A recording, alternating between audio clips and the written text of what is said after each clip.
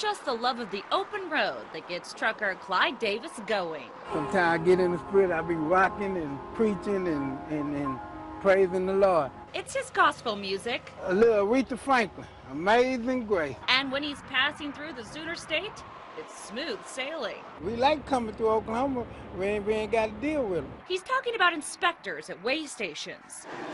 This is video 2 News shot several years ago at a weigh station El Reno. It's one of 6 older weigh stations in the state. There are also 8 portable scales that inspectors can use, but only one of the older weigh stations is at a point of entry. Meaning, for example, a truck coming in from western Oklahoma could unload, turn around, and go back without ever seeing any scales. In fact, some weigh stations are in such bad shape, they've been closed down for years. And the ones that are open haven't been maintained well in decades. Poor lighting prevents some from even being open at night. But getting weighed is the law for truckers.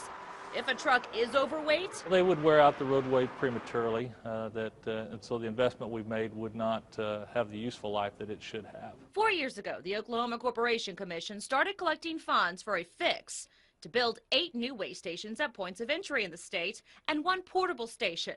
ODOT says it will cost $100 million for everything. They'll be high-tech and efficient. They can weigh more trucks faster. The stations are funded by a fee that wholesalers pay for gas, charging them a penny per gallon. But that caps out at $500,000 a month.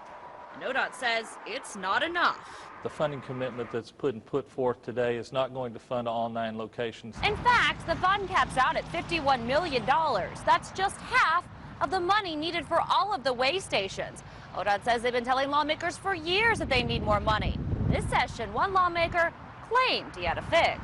We're going to appropriate $500,000 per month. But that's how much is already appropriated. So instead, what Guy Liebman's bill actually does is change some wording so that it guarantees in writing that $500,000 monthly goes to weigh stations and doesn't go somewhere else. Still, no new money has been added.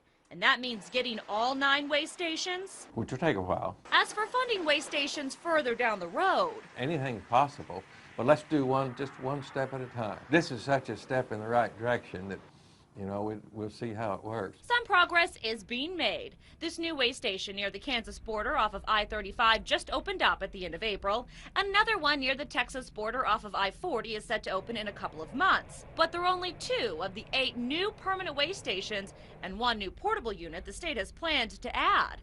And the jury is still out on whether the existing older weigh stations will stay open. Still, until more are in place, there's always the concern about protecting our investment.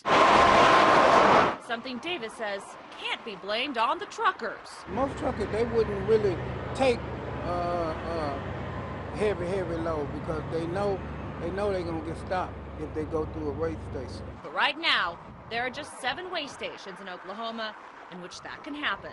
Marla Carter, 2 News works for you.